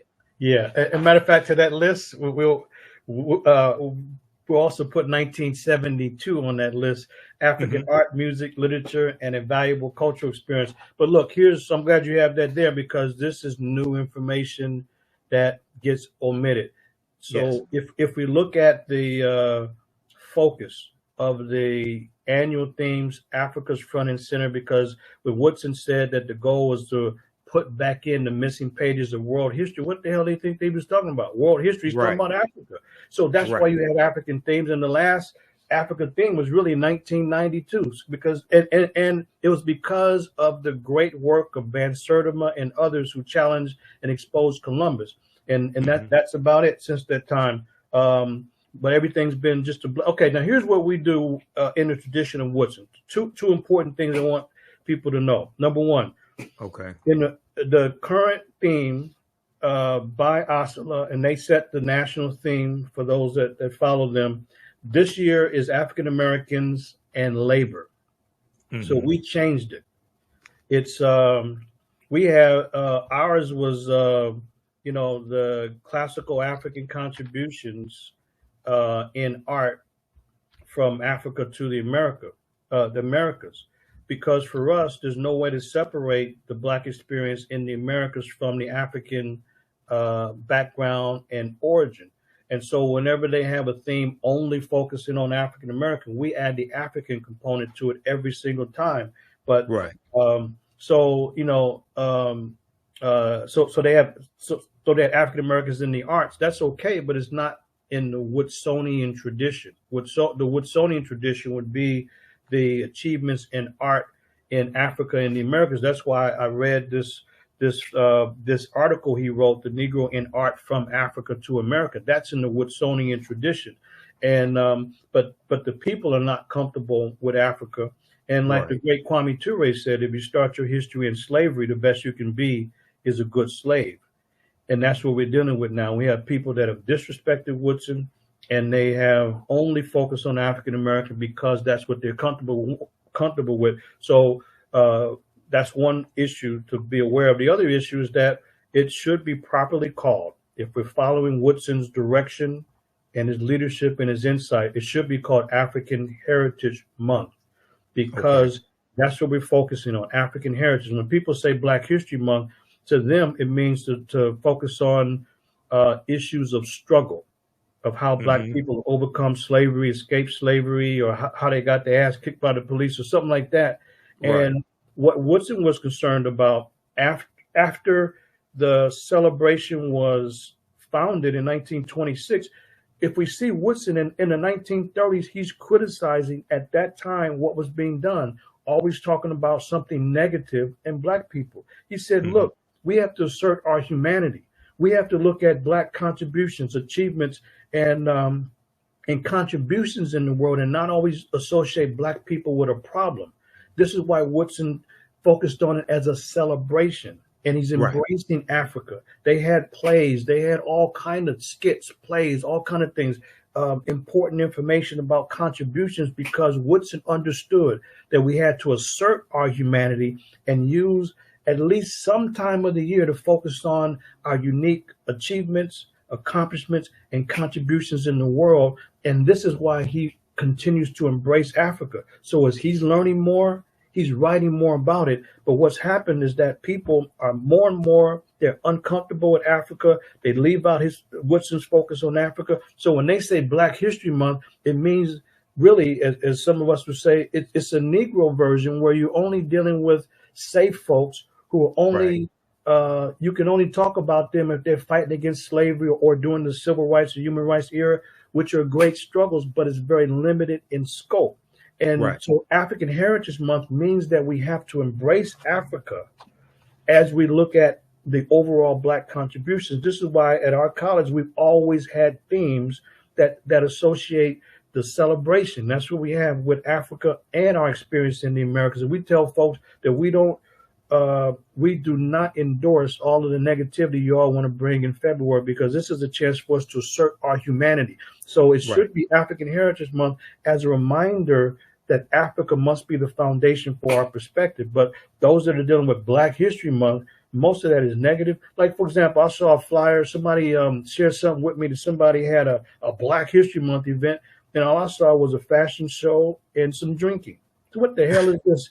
But this is a Black History Month event. You know what I mean? Because it ain't got nothing to do with Africa, and it's got nothing to do with contributions to humanity. So, Brother Michael, what's important is that we reteach and re-educate even the informed community, the so-called, whatever they call it, the conscious community, to shift. Because this is the only way in which we can take back the focus created by Woodson and separate it from all this craziness and make sure that we define it as African Heritage Month and force people to have positive events that embrace our unique contributions to humanity, which I lay out in my book. I have a whole section on these contributions in math, medicine, architecture, social organization, medicine, you name it. And these contributions must be front and center. And this is what the concern was of Woodson, as he was criticizing those folks that only focused on problems and not the contributions of Black people. Excellent, excellent. And the name of Professor Manu Ampim's book again is A History of African Civilizations. This is the second revised edition, A History of African Civilizations. You can get it at his website, advancingtheresearch.org, advancingtheresearch.org. We have it up here on the screen. We're going to put the link again here in the thread of the broadcast. Please support this brother. Order his book today. This is great reading material, great material to use with your children. I'm going to pull this back up, this slide I have, because this is a slide from my African American History Month presentations. And this is research I did years ago. If we just look at some of the themes, now there's been an annual theme since 1928. And if you go to ASALH's website, asala.org, ASALH.org, they have all the themes going back to 1928, annual themes. 1928, Civilization, a World Achievement. 1933, Ethiopia Meets Era in Truth. 1935, The Negro Achievements in Africa. 1936, African Background Outlined. Now, we know Dr. Woodson died in 1950, but 1960, the annual theme was Strengthening America Through Education in Negro History and African Culture. I don't understand how you deal with Negro history and African culture, but okay. This is 1960. But in 1971, African Civilization and Culture, a Worthy Historical Background. And then we know let me see, I have ASALH's website up here right now. We know in, let's see, 1992, you talked about African Roots, Experience New Worlds, Pre-Columbus to Spatial Exploration. So that was the 500-year commemoration of Columbus setting sail on his first voyage. 1987, Afro-Americans and the Constitution from colonial times to the present, etc. Go ahead and talk about that for a minute. And then I have the article that I was looking for from the New York Times that talks about Brazil and South America. Yeah, these themes, it clearly shows Woodson's consistent and well-rounded focus on Africa. And as you mentioned, he passed in 1950. So when the themes continued in 1960, 1971, 1972, it's because these are people that was still around, that he was mentoring and influenced. But as time has gone on, they've separated. I'm talking about the organization, from Woodson's focus on Africa, and the community and the public has fallen into this, unfortunately, of separating Woodson from Africa and separating his scholarship from Africa, because Woodson more and more was focusing on Egypt, Ethiopia. I mean, I can read so many different articles and statements that he made about Ethiopia as the forerunner of Kemet. He says that Ethiopia, Kush came first. It was the forerunner. And his book, Ethiopia and Kush, Abyssinia. The grandmother, yes. Mm-hmm. He's talking about that, and he's mentioning in his book, the Negro in Our History. This is when, in 1922, this is when he starts to focus on this. And the Negro in Our History, this was the definitive textbook for decades until John Hope Franklin wrote his book. But before John Hope Franklin's book, From Slavery to Freedom, Woodson's book, the Negro in Our History, was the standard text. And so every aspect of his work, including the organization, you see it through the themes. You see Woodson's influence on Africa.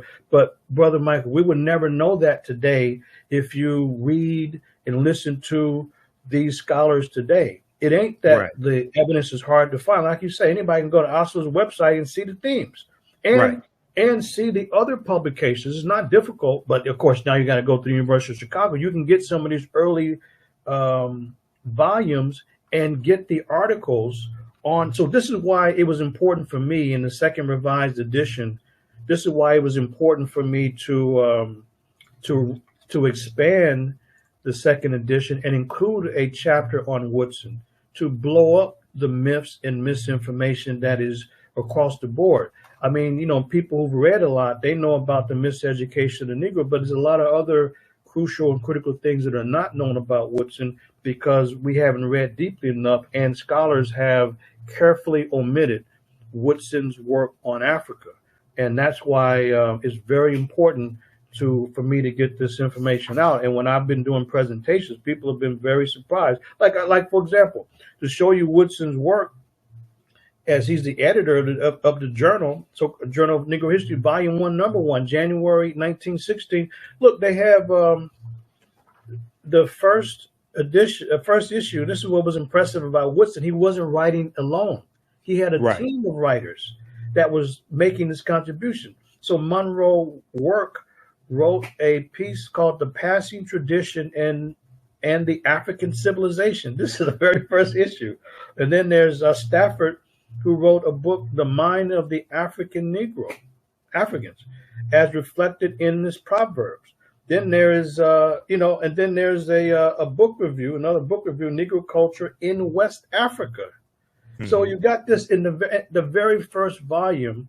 Woodson pulls together a pool of writers to help support his writing and scholarship in the area. So it's a body of writers focusing on Africa in the very early period, over 100 years ago. And we would never know that until we pull up those themes, which are public. You don't even have to register and become a member to see that.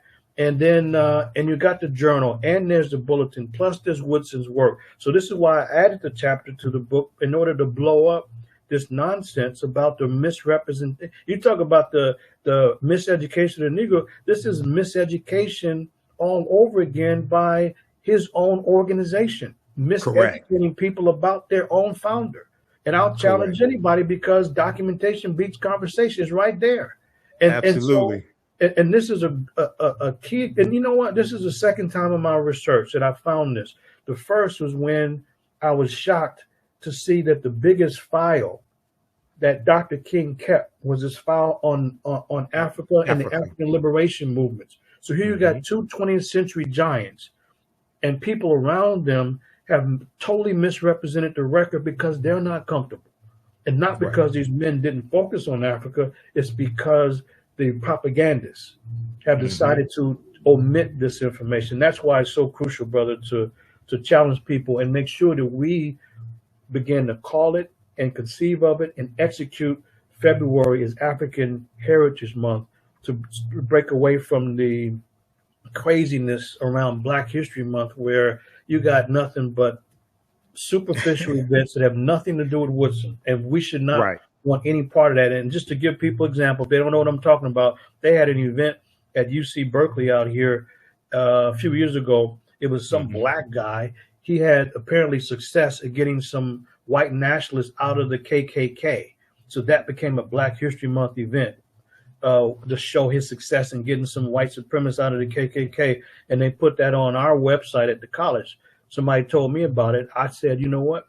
You got a few minutes to take that nonsense down. So we don't support that. How in the hell does this become a part of our sacred celebration? You know, it's about achievements, accomplishments and contributions in the world, and to assert our humanity and not deal with all of the negativity that we hear and know about and learn about all the time. We cannot always associate Black people with a problem, but that's why I'm focusing on it and really telling the community we got to break away and move forward in February in the Woodsonian tradition and embrace Africa. Exactly. And just so people know, Dr. Woodson chose the second week in February, not because February is the shortest month of the year, but because it contains the birth dates of Abraham Lincoln and Frederick Douglass, the assumed birth date of Douglass. Douglass didn't know his exact birthday, so he took the birth date of February 14th. Most of us know that as Valentine's Day. And then Abraham Lincoln's birthday, February 12th, because going back to when Frederick Douglass dies in 1895. Basically, each birthday after that, we had celebrations in our community for Frederick Douglass. And then also there were celebrations that we had in our community for Abraham Lincoln's birthday as well, after, Lincoln's assassinated in 1865. So because those two, you already had those celebrations taking place in the African-American community, Dr. Woodson inserted this new cultural holiday, this new cultural celebration into that period. Okay, so that's why it's in February. It has nothing to do with February being the coldest month of the year, the shortest month of the year, and it's not something white people gave us either. Right. I hear this myth also. White people gave us the month of February. No, we took it. Okay, we created this. I want to go to this article here. This is the one I was looking for. This is from the New York Times. Discoveries challenge beliefs on humans' arrival in the Americas.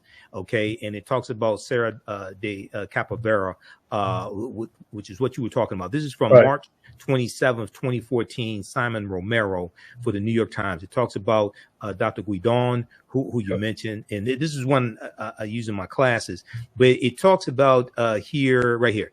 Researchers here say they have unearthed stone tools proving that humans reached what is now northeast Brazil as early as 22,000 years ago.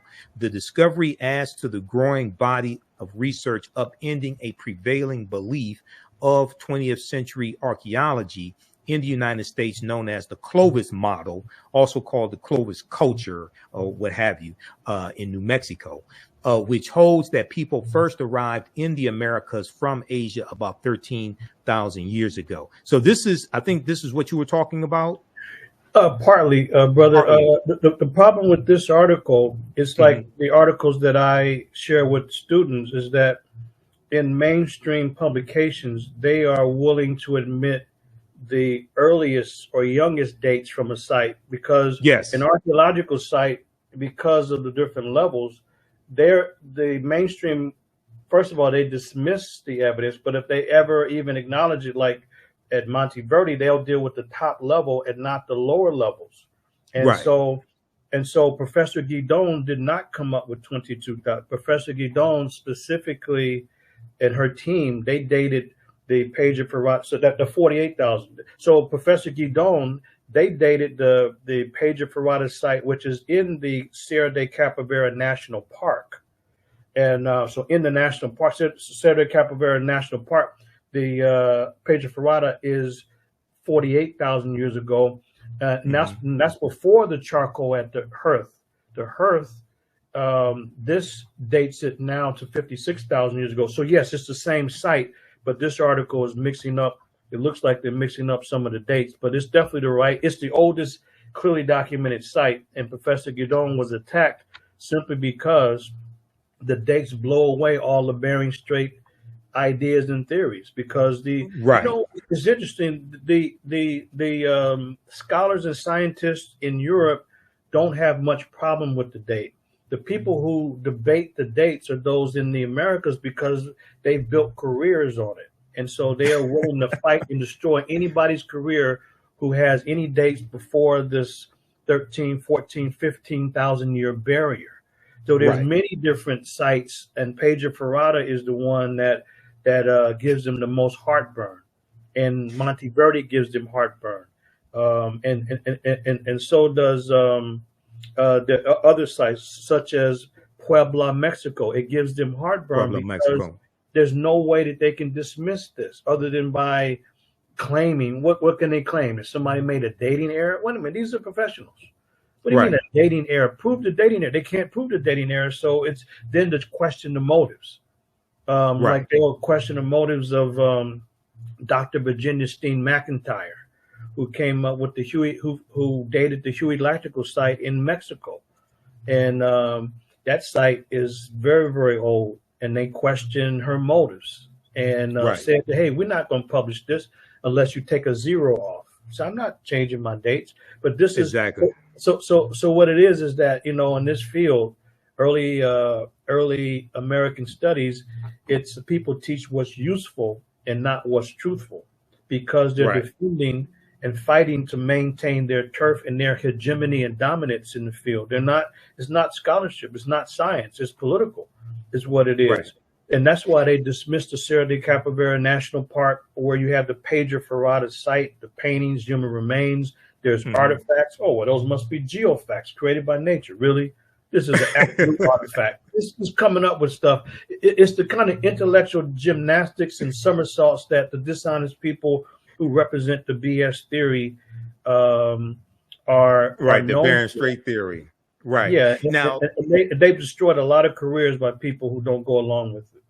Now, once again, for those that don't know, the name of this article: "Discoveries Challenge Beliefs on Humans' Arrival in the Americas." This is from the New York Times, March 27, 2014, by Simon Romero. So, though that 22,000 years ago, 48,000 years ago, who were these humans? Were these the short-statured Africans, the Khoisan? Who were these people? They wouldn't necessarily be Khoisan, but these were Africans, without a doubt. And this has been determined very clearly. So what I would share with people is a resource that I had mentioned. So if they don't read the work of Professor Guidon or the other archaeologists, then they should at least, and you can find it on YouTube, is Tracking the First Americans. And Tracking the First Americans. Yeah, that's a documentary, right? It's a documentary. It's only about an hour, because the first people who established the site in Brazil, they were attacked by a different racial group. You see battles through the rock art, and you see a different racial group, a different racial type, also found in the skeletal evidence as well. And so, but they may not, because people migrate in. That's a long migration. So what the people in Brazil would have come from, and what the argument and research shows, they would have migrated by watercraft from Melanesia or Australia. So they wouldn't have been Khoisan per se, but they would have been Africans. And in the early times, they were small stature, and they certainly would have come from that area by boat. And that's what the evidence leads us to at this point, that they were Africoid people who migrated in by watercraft. I just want to go to one more section here of this article. Dr. Guidon remains defiant about her findings. Now, also, just so people know, in this article, there's a video interview with her from the New York Times as well. At her home on the grounds of a museum, she found it to focus on the discoveries in Serra de Capivara. She says she believed that humans had reached these plateaus even earlier, around 100,000 years ago, and might have come not over land from Asia, but by boat from Africa. Talk about that for a minute, please. Well, I think it's important. So I have some articles, some of the, because an article like this, what we do is we look at where was the original publication and original studies published, because this is a summary of Guidon's work. So what I share with the students is some of the original writing, where she, because if a researcher is speculating about some dates, they know they're going to get attacked. Now, she didn't expect to get attacked, but she learned that that's what it was. So she moved away from speculation and going by the definitive dates. Even then, she was still attacked, but that's when it was clear that it was around these Africans about 48,000 years ago. So it's Professor Guidon's work, and the other person I was thinking of is Dr. Walter Neves. Dr. Walter Neves from Brazil. It's also his position and belief, because he's an anthropologist dealing with skeletal remains, that there would have been Africans traveling from Australia or Melanesia, Black peoples traveling from Australia or Melanesia, but they ultimately would have come from the African continent. And that's what his argument is. But from this quote from Guidon, I would like to see it more closely, but she clearly argues the same thing, that these are unmistakably Africans. And what happened to these original Africans is that they were attacked. they were attacked and they were largely wiped out by what they were calling Mongoloid. This is a term that they were using, right? So the people coming in through the Bering Strait came later, and they largely wiped out these original Africans who were in Brazil. But the fact that the Africans are in Brazil, this is pretty well established by the archaeological record. The fact that these were two separate groups, clearly different in appearance, fighting, this is also pretty well established by the evidence of fighting and the clear artwork. You can clearly see it for sure, that these are separate groups fighting. And so Neves and Guidon, these are different researchers, different research teams, but through their own individual angles have come to the same conclusion, that these are African migrants that were there first, going back 56,000 years ago. And Neves and Guidon both, and this is upsetting to the Bering Strait theorists, because yes, it is. They come by David Hopkins, because David Hopkins, when he wrote the Bering Strait Land Bridge, when he wrote his work in 1967 or so, that's when scholars started to then promote not just the Bering Strait theory, but the Bering Strait fact, that people came in through the north and that no one else could have been in the Americas, because in their mind, no one could have traveled other than by foot. They didn't have the ingenuity or the creativity to travel by watercraft, which is absurd. The waters have never been a barrier to travel. They've been a facilitator of travel. And it's people in the U.S. who mainly have problems with it. But people in South America, scholars in Europe, scientists in Europe, they don't have the same issue. But the Americans, they do, because it's political. Because, and one thing people should know, why would somebody fight facts? Or why wouldn't they, if they're the top of the class, that people have to buy their books? And when they turn those books into textbook, they're making go ahead and keep talking for a minute. I'll be right back. Go ahead and so they're making a lot of money with textbooks. They get a good salary, very nice lifestyle, and they give exclusive interviews, which helps to elevate their stock, elevate their status. And when they're at the top of their field, you would think that people would just be humble. Not at all. If someone comes up with a new discovery, they don't call to congratulate, they will attack. And this is what the standard is. If somebody doesn't know that, they're naive. This is exactly what happened. This is why Michael Cremo and his colleague wrote the book Forbidden Archaeology. Forbidden Archaeology. In other words, archaeological discoveries that have been attacked. So this is why Forbidden Archaeology is a very important resource, because Cremo is putting together archaeological discoveries in one book. And he uses the case of Dr. Virginia Steen McIntyre at Huey Lactical, Mexico, to show that not only did the Bering Strait theorists, they like the Bering Strait Mafia, not only did they end Dr. McIntyre's career as a respected researcher at the U.S. Geological Survey. The last I checked, she was working at a nursing home as a gardener, but they don't allow anybody to challenge them. So that's why I call them the Bering Strait Mafia. They've ended a lot of careers because they're defending their turf just like a gang member or a thug would do. And you say, well, why would a scientist? Because it's about money, clout, and influence. That's why. And that's what we have in early American archaeology. This is why I spend time on it, to teach students research methods and introduce them to a lot of the original records and the evidence. And I say, you make your mind up. Here's the evidence from Neves and Guidon and all of the other scholars. What do you think? What do you think you're looking at? But it's so many different sites. There's no way to deny all of them. And that's exactly the first unit. That's actually the first unit in my U.S. history class, part 1, and we deal with the Bering Strait theory.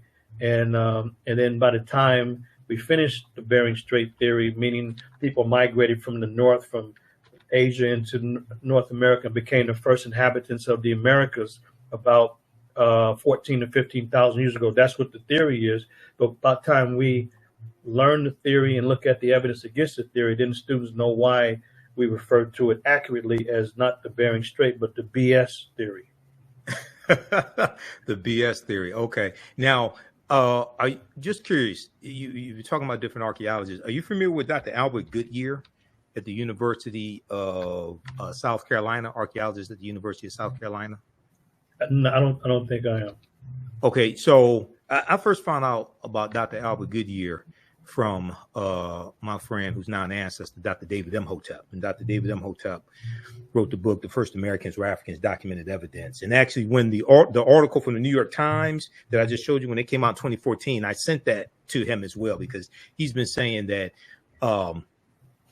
the African presence in a lot of these areas is older than what we've been told. And he gave the example. He was the one that told me about 56,000 years ago in South America, in Brazil, specifically Brazil. So I just wanted to ask you about this. So there's an article, and the jury is probably still out on this discovery, but this dealt with this. Article came out. All the news outlets had stories on this. This particular one is from NBCnews.com. Mastodon bone findings could upend our understanding of human history. And this article is from, if people want to read it, April 26, 2017. But the main thing that I wanted to focus in on here is they mentioned Dr. Albert Goodyear, and I'm familiar with some of his work. But the article, going to your point, how archaeologists who put forth evidence that contradicts the status quo in archaeology, especially evidence that goes against the Clovis cultural model or the Clovis model, they are attacked. This article says, and the archaeology mainstream is very unforgiving of researchers who challenge the accepted dates, said Albert Goodyear of Dr. Albert Goodyear of the University of South Carolina, who's been working to prove for years, FOR, for years, that stone tools found in a South Carolina site date to as long as 50,000 years ago. Now, Dr. Albert Goodyear is a white man, just so people know. He said, quote, there is a lot of ignorance and arrogance about just how little we know about the Western Hemisphere. And so he was not involved in this discovery in San Diego dealing with the mastodon skeletons. He said, these things are very controversial. Okay, very controversial. But he did say the discovery in San Diego is compelling. And let me see. Now, okay, so just go ahead and comment on that. And the reason why I wanted to bring that up is because the discovery that he made in Allendale County, South Carolina in 2004, he and his team said they found 13 different types of evidence documenting a presence of humans here in this land. So it'd be the South Carolina, Georgia area.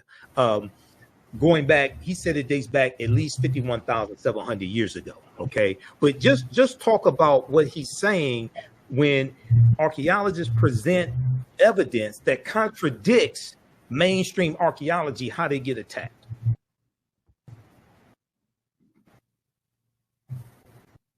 Can you hear me? Thank you. It's kind of in and out, but yeah. So I think, yeah, to talk about, well, that's a one of a number of episodes where people have been attacked because they challenged the Bering Strait Mafia. And the Bering Strait Mafia, they're very fierce. They're fighting for turf. It's not about evidence. It's about ideology and maintaining their turf and their financial status. Because like when people have textbooks, they make a lot of money, and students are the victims of it. That's why there's a movement for zero textbook costs, or ZTC. Wow. And so that's big. And so like on our website, for example, for our classes at Contra Costa College, there's a symbol now, whether or not you have a zero textbook costs, because that's the position now to protect students from this high pricing of textbook. But that's part of the revenue stream. plus doing exclusive interviews for the History Channel and National Geographic. Yes. That's another revenue stream. Plus they get grants and fellowships. That's another revenue stream. So when newer scholars come about and they find something that directly contradicts the dates and details presented earlier, then what we're asking these folks to do is to be honest. Right. And potentially give up a very nice lifestyle, and they're not willing to do it. So this is why they usually close ranks and they attack. And you know, when he walked away, you might have heard it, but this is why Michael Creamer wrote the book Forbidden Archaeology, because there's a lot of these examples where not only is the archaeological evidence challenged, but the people and their credibility is challenged. So I use Dr. Virginia Steve McIntyre. She had nothing to gain by making something up. She's a credible scientist, asked to come in, date the site, and then was attacked and her career destroyed. But there's a number of examples like that, because the barrier is this: anything older than 14 to 15,000 years ago upturns the theory. Yes. And so the theory no longer makes sense. So yes, we know that people migrated in from the north, but the part of the theory that doesn't make sense is that this is not the first time people came into the Americas. That's the part that breaks down. Yes, we know they migrated in, but there were people already in the Americas. So that example that you're referring to from South Carolina is one of many, many examples throughout North America, Central America, South America, that flat out and directly contradicts this position. You know, like the footprints at Puebla, Mexico. Right. And these are documented by credible sources. This was like a Discovery Channel on their site. I found this this was 2003. I think it's 2003. So it's been 2 decades. And Pedro Ferrata, 1986. Monteverdi, Chile, this was 1998, reported in the New York Times. You know, so even in mainstream press. So this is what happens. People promote dates. There's a skull in Delmar. Once people promote dates, they're going to get attacked. So the question is, do you stand by your evidence? Most times people adjust. They lower the dates to make it closer to the 13, 14, 15,000-year-old Clovis barrier, so that they can keep their career. That's what most of them do. It's a career move. It's not about evidence. It's about saving my behind so I can keep a job type of position. That's what they do. McIntyre didn't do that. She stood on the evidence, and people around her ran away because they didn't want to have their careers destroyed. So there's so many examples, and people are not willing to give it up because they're defending their turf like a vicious gang member would do.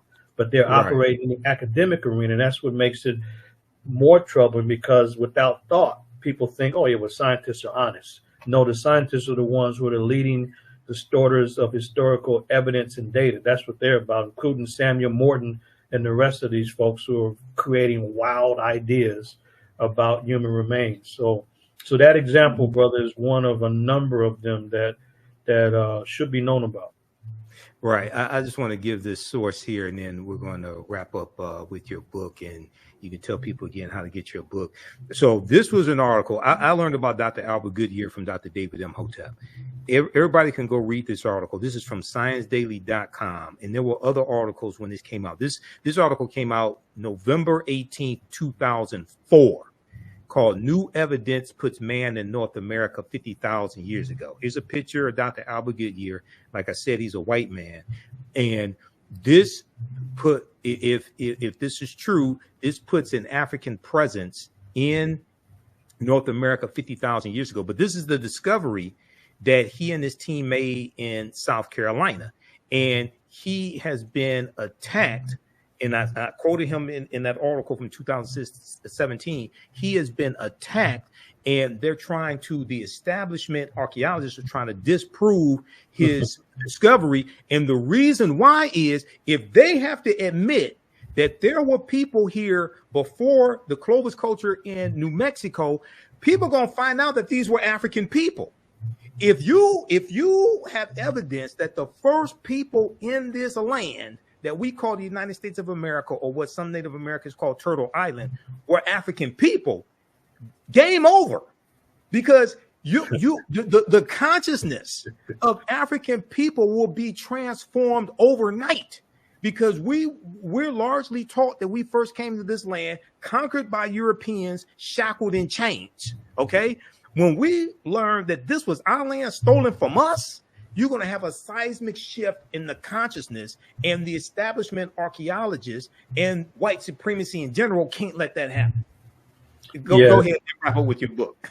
Yeah, well, the thing I would add from a research methods point of view is that to all of the articles, it's incumbent for the primary researcher to go to the original study, because when the articles come out, that alerts the public about a new discovery.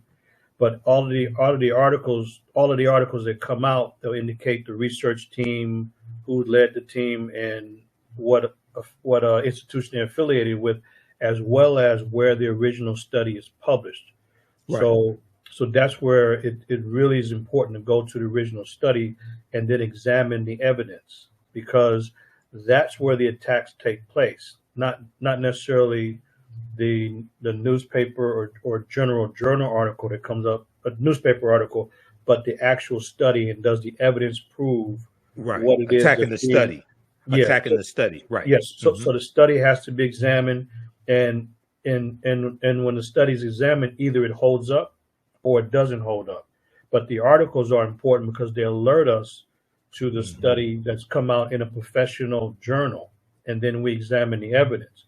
And honestly, sometimes they hold up, sometimes they don't. But the bottom line is, the mainstream, their position is none of it's going to hold up because it would upset and overturn their position. So they're attacking the study because it is outside of the boundaries and the historical time frame that they've already presented. So what it is? It's like this, is that when you're looking at early American settlements, or when American, I don't mean the U.S., but the early settlements in the Americas, it's like a puzzle.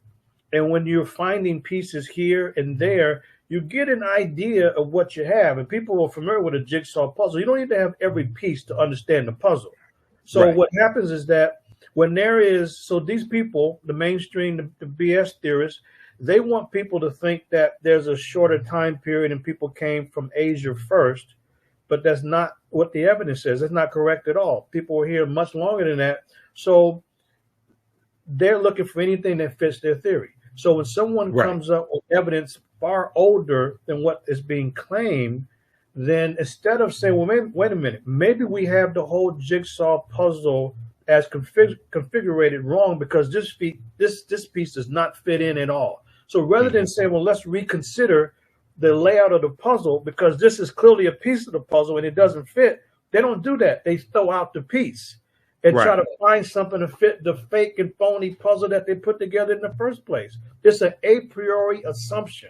It's a prior assumption that doesn't fit the evidence, and that's what we deal with. So that's why it's really incumbent of going directly to the study to see, because there's been some claims that have been challenged, and probably rightfully so, but there's a whole body of them that are absolutely credible, that cannot be overturned, that can't be credibly challenged, but the Bering Strait theorists somehow do challenge it, and so that they can reach the conclusion that they know better, and therefore let me keep my prominent lifestyle and my prominent name out there because we got there first and we know better than anybody else, and that's pretty much what happens. So it's always amazing.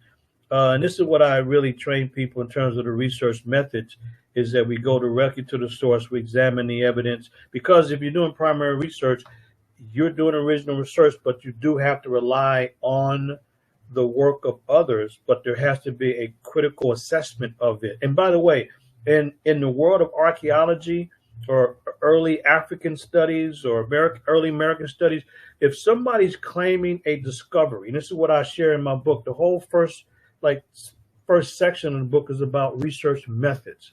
In the introduction, it's got to be two things that have to be established. If someone claims that they made a discovery, it's two things, and I have this laid out methodically in the book. Number one, you have to show in situ photographs.